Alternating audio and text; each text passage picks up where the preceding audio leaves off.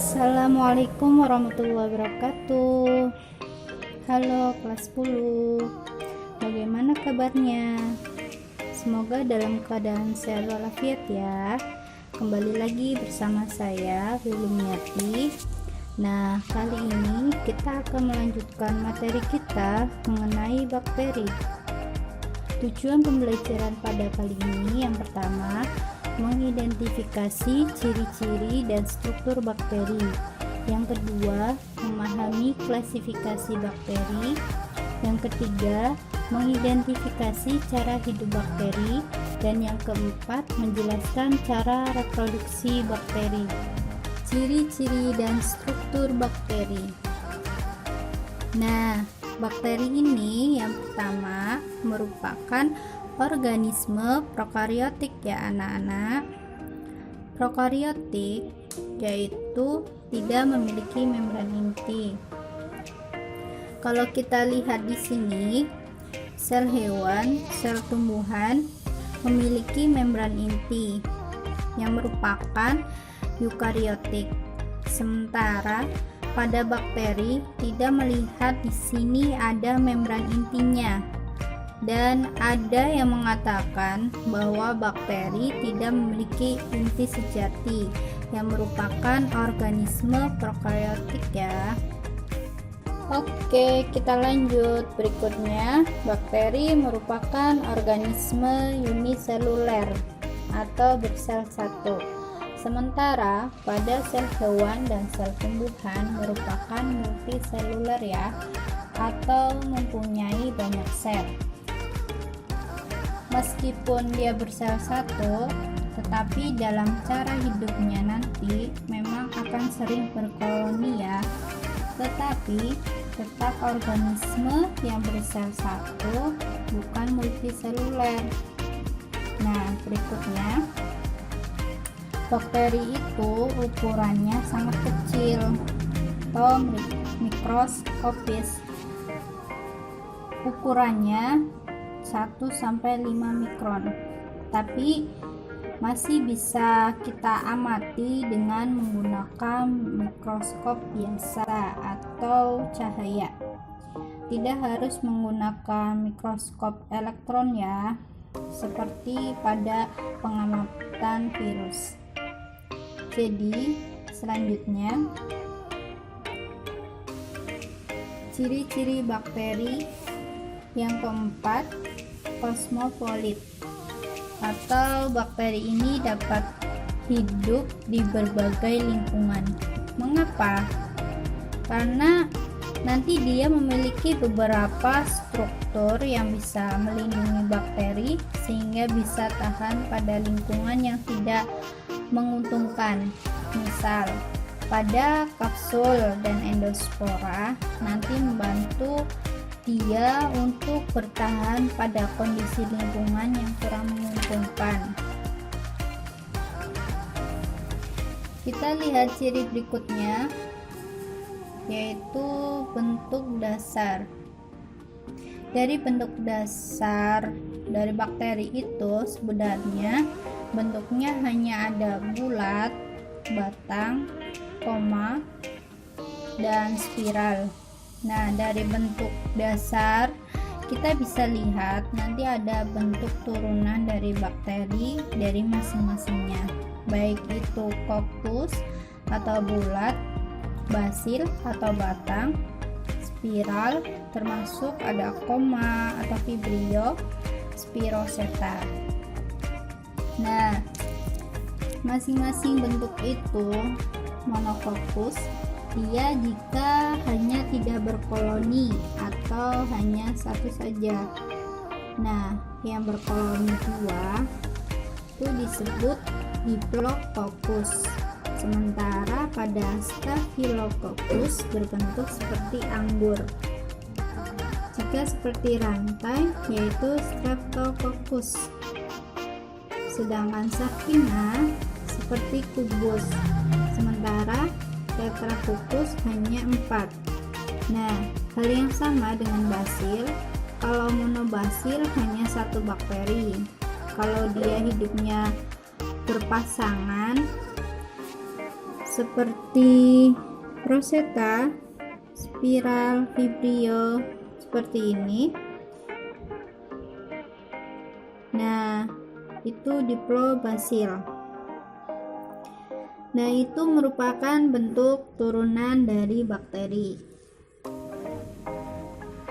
Selanjutnya, untuk ciri berikutnya yaitu bagaimana cara bakteri berkembang biak. Nah, bakteri bisa berkembang biak secara seksual dan aseksual. Cara seksual nanti dengan cara konjugasi, transduksi, dan transformasi. Sementara untuk aseksual nanti membelah diri secara tidak langsung atau amitosis ya. Di sini dia biner atau dengan pembelahan dua, atau disebut juga dengan amitosis untuk si bakteri. Ciri selanjutnya heterotrof. Nah, umumnya bakteri itu bersifat heterotrof. Dia dari cara mendapatkan makanan, dari cara hidupnya bakteri ini bersifat heterotrof. Mengapa? Karena umumnya bakteri tidak punya klorofil. Umumnya ya, meskipun nanti ada bakteri yang memiliki klorofil. Untuk cara hidupnya dalam memperoleh makanan, heterotrof atau tidak bisa membuat makanan sendiri, sehingga bakteri itu akan mendapatkan makanan secara saprofit atau parasit di sana. Nah, untuk saprofit itu untuk menguraikan sampah atau sisa-sisa bahan organik, jadi termasuk Escherichia coli yang ada di usus kita. Jadi sisa-sisa pencernaan itu dibantu penguraiannya itu oleh bakteri Escherichia coli dalam tubuh kita. Selain saprofit, bakteri juga mendapatkan makanan bisa melalui inangnya atau sering disebut parasit. Nanti beberapa parasit ini akan menyebabkan penyakit yang disebut dengan patogen. Untuk cara hidupnya dalam memperoleh makanan, bakteri autotrof terdiri dari fotoautotrof dan chemoautotrof. Sedangkan bakteri heterotrof terdiri dari saprofit dan parasit. Heterotrof atau tidak bisa membuat makanan sendiri, sehingga bakteri itu akan mendapatkan makanan secara saprofit atau parasit di sana. Saprofit yaitu untuk menguraikan sampah atau sisa-sisa bahan organik, jadi termasuk bakteri Escherichia coli yang ada di usus kita. Jadi sisa-sisa pencernaan itu dibantu penguraiannya itu oleh bakteri Escherichia coli dalam tubuh kita. Selain saprofit, bakteri juga mendapatkan makanan bisa melalui inangnya atau sering disebut dengan parasit. Nanti beberapa parasit ini akan menyebabkan penyakit yang disebut dengan patogen. Ada banyak penyakit yang disebabkan oleh bakteri ya. Misalkan salmonella. Salmonella akan menyebabkan tipes dan sebagainya. Nanti akan kita bahas pada peranan bakteri ya, mengenai bakteri yang menguntungkan dan yang merugikan. Nah, tadi bakteri yang bisa melakukan fotosintesis karena mempunyai klorofil, ini nanti ada bakteri hijau dan bakteri ungu karena punya klorofil. Maka dia dinamakan fotoautotrof. Dan di sini ada bakteri yang mendapatkan makanan dari senyawa kimia atau kemoautotrof yang nantinya dinamakan bakteri kemosintesis. Contoh bakteri kemosintesis yaitu Nitrosococcus, Nitrosomonas, Nitrobacter, di mana nanti Nitrosococcus, Nitrosomonas, amonia diubah menjadi nitrit dengan bantuan oksigen. Kemudian nitrit dioksidasi menjadi nitrat yang siap untuk tanaman yang nantinya bisa menjadi subur untuk dihasilkan energi. Selain Nitrosococcus dan Nitrosomonas, untuk Nitrobacter juga ada bakteri belerang, bakteri besi dan sebagainya yang mendapatkan makanan dari atau secara persenyawaan kimia. Kita lanjut untuk ciri bakteri. Yang kedelapan, struktur bakteri memiliki struktur tambahan dan struktur dasar ya anak-anak. Struktur dasar di sini dimiliki oleh semua bakteri yang meliputi dinding sel, membran plasma, DNA, ribosom. DNA-nya tidak sini dilihat tidak berada dalam inti karena bakteri tidak memiliki membran inti ya. Untuk struktur tambahan yaitu flagel, kapsul, endospora, dan pilus. Apa sih fungsinya? Dinding sel tersusun dari lapisan peptidoglikan yaitu protein dan polisakarida. Berdasarkan tebal tidaknya, untuk ketebalan bakteri itu meliputi gram positif atau di sini disebut peptidoglikan tebal, dan di sini ada gram negatif peptidoglikan tipis. Nah, fungsinya itu untuk memberi bentuk sehingga bentuknya tetap. Dan yang kedua, memberi kekuatan. Dan yang ketiga, melindungi sel. Dan yang keempat, pertukaran zat antara sel dan lingkungan.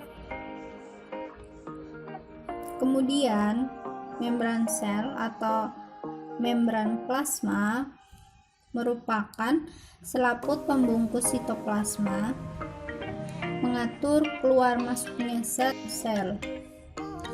Jika membran sel rusak, maka bakteri mati. Jadi membran sel ini sangat penting. Nah, tersusun dari mana? Zatnya fosfolipid dan protein, kemudian sitoplasma sebagai tempat di mana terjadinya reaksi kimia sel, karena di dalamnya terdapat cairan sel. Di dalamnya juga terdapat ribosom. Nah, di sini ribosom berperan sebagai tempat sintesis protein, sementara mesosom pengganti mitokondria, dan dia nanti berperan dalam pembentukan energi dan sintesis dinding sel. Selanjutnya, struktur tambahan. Flagel yaitu bulu cambuk atau sebagai alat gerak. Pili yaitu untuk membantu proses transfer gen. Kapsul yaitu lapisan lipid dari polisakarida dan polipeptida untuk melindungi antibodi inang. Dan untuk endospora yaitu untuk melindungi saat lingkungan tidak menguntungkan. Kemudian bakteri dilihat dari kebutuhan oksigen. Bakteri aerob yakni bakteri yang membutuhkan oksigen. Bakteri anaerob yakni bakteri yang tidak membutuhkan oksigen. Sedangkan bakteri anaerob fakultatif yaitu bakteri yang bisa hidup ketika ada oksigen atau tidak ada oksigen. Aerob contohnya bakteri Nitrobacter, Nitromonas, Nitrosococcus. Dan untuk anaerob contohnya bakteri Clostridium tetani dan bakteri Clostridium botulinum.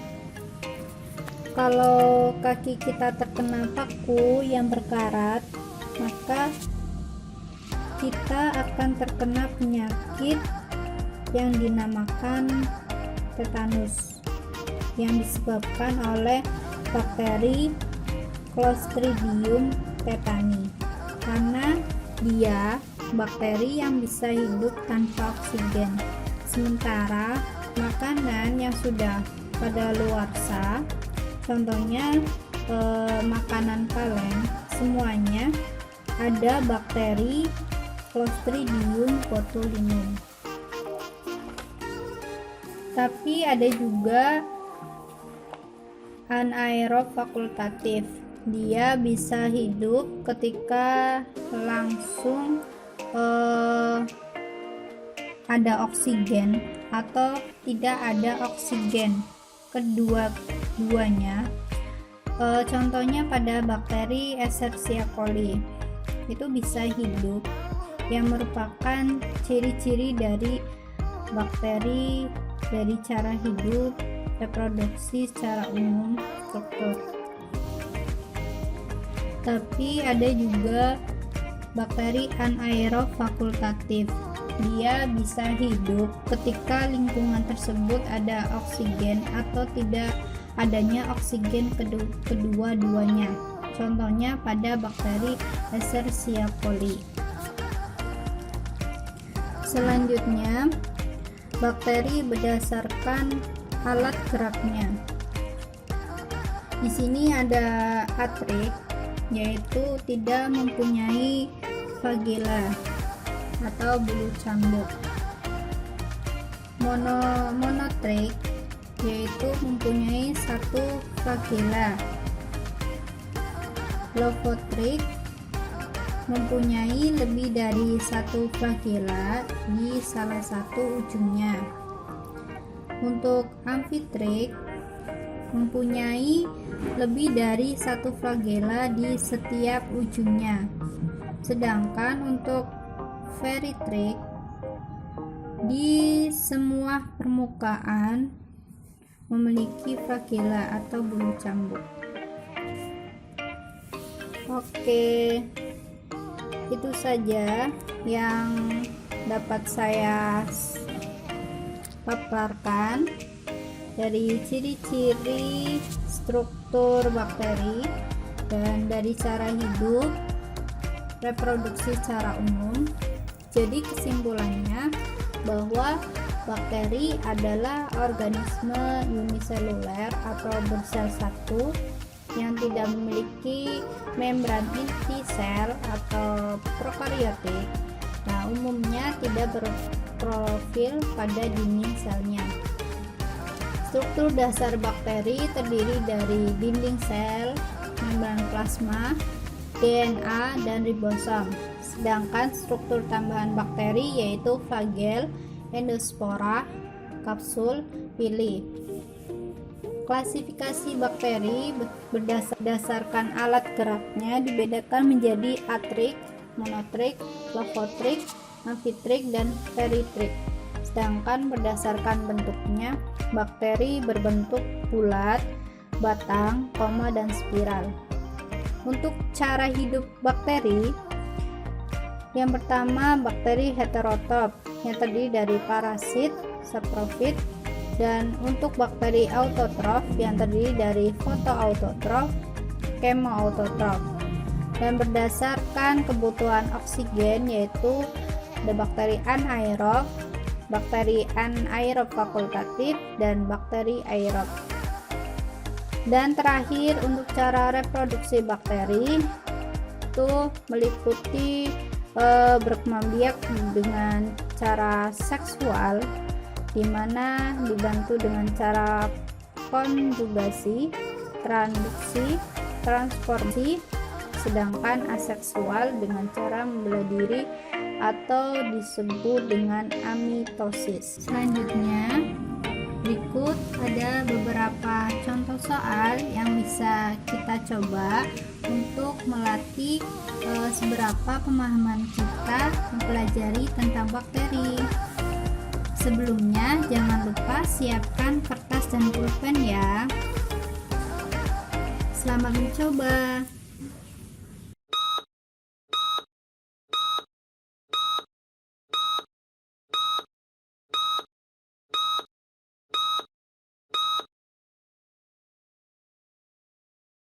Nah, ini jawabannya ya anak-anak.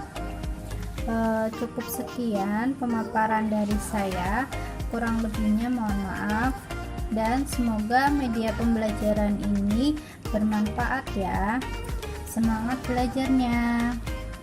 Terima kasih, sampai jumpa di lain hari. Assalamualaikum warahmatullahi wabarakatuh.